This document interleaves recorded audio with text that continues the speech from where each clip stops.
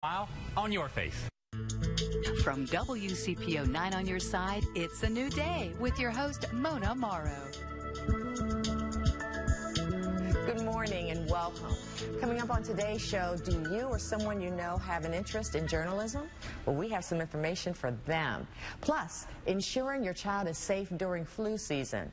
But first, Tom is welcoming back Lucretia Bowman to talk about the heroin epidemic and treatment options.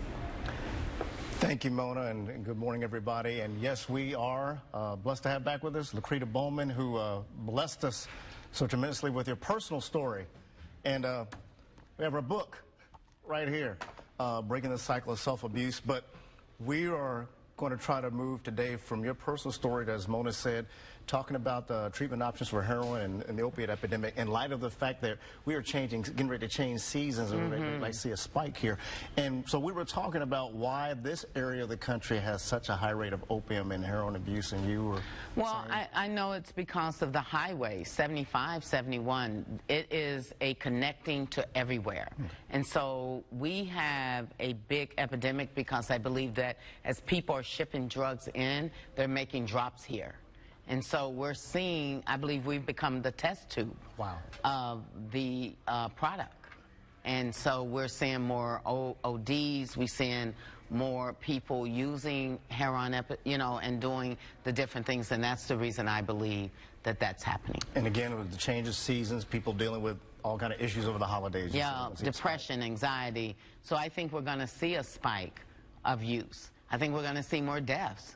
So we might as well get used. People use not because necessarily they woke up and wanted to be a drug addict.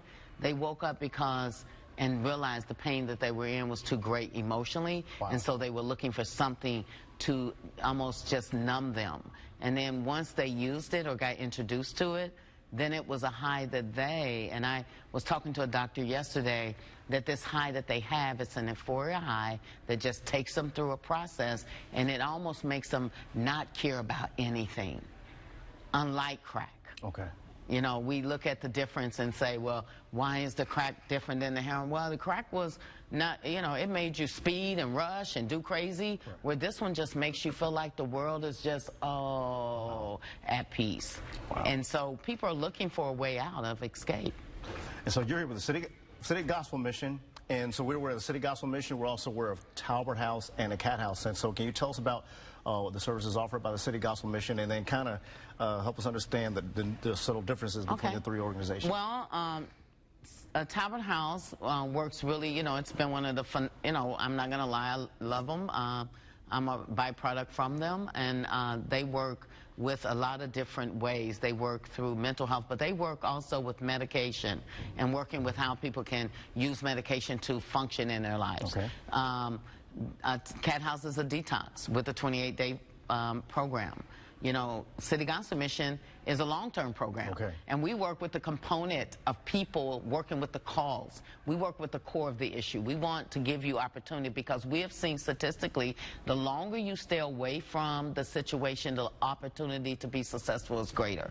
So a lot of the programs in different places are shorter, but ours is longer. We have it, and they can come and stay anywhere from nine months up until 2 years, sometimes 3. And they have an opportunity to not just deal with the effects, meaning if I can see it, that's not the problem. It's what I don't see. And let's talk about what's not seen. Let's talk about the emotional incompetency that you have to make a rational decision. And so let's deal with the core issue. And that takes time. Just like on the 19th of of October in 2017, we have 20 graduates. 15 of them are ex-heroin users, successfully, who've been in our program for over 12 months. Men and women, but a total of 20. But we have some with different addiction, but all of them sat at the table, got the same opportunity, and guess what they did? They fought the fight The commencement that they're getting ready to go into is saying, we fought the fight, we chose to run the race, and we're going to finish strong. And we're going to then make decisions that's going to put ourselves in success. How do we do that? Because it takes a village, it takes a community, it takes people getting out of their comfort zone and not being afraid to step up, step out, and step in to other people's lives and say, I want to make a difference, I'm not afraid. All right. So you got the commencement, and then you mentioned there's a next step called the Promised Land. The Promised Land is our new transitional living, where people are coming through our program and then being able to move into a independent, safe housing with a community of men and women who have also recovered and are recovering and have had longevity in recovery, 2 or 3 years. And so now those people that are after the commencement, they get to go live in that community with that group of men and women, and they get to encourage them, hold them accountable, and then teach them how to be successful in recovery. Okay. So if someone wants to get in contact with the City Gospel Mission, we have the website up on the screen there, citygospelmission.org, citygospelmission.org, and if they want to call for services, it's 513-345, if you have your pens and pencils, 345-1094. That's our intake, right? We have beds available for men and women. We have a 36-bed facility for men, and we have a 36-bed facility for women. And I'm saying there's no excuses that if we are epidemically in a crisis in Cincinnati, quit saying there's not recovery ability, because there is. City Gospel Mission has beds to help people recover if that's what they choose. You got a minute and a half to about a minute and a half now. If someone was watching this broadcast and they were addicted and they were fighting heroin opiate addiction, what would be the message you would leave for them? What I would share with them is that first, realize that I understand to want to get off of heroin, people are afraid of the pain that they're going to endure through the detox system. Every time we meet with someone, they say, I'm so afraid, you know, because it is a physiological, you know, it's a response to your physical body.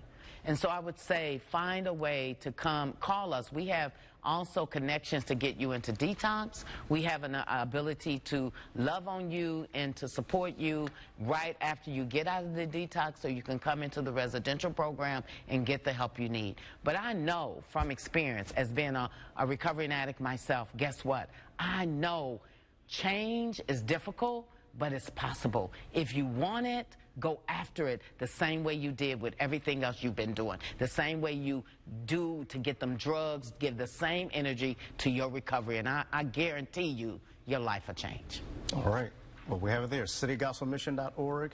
Again, intake 513, if you're writing this number down, 345-1094. Thank you for being a blessing. Thank you for your story. Thank you. I could sit here all day. Well, I can't sit here all day. I gotta turn it loose. As my pastor used to say, I'm not finished, but we gotta quit. Amen. We're praying for you. Thank you. God bless you. Thank you so much. City Gospel Mission. I appreciate it. All righty.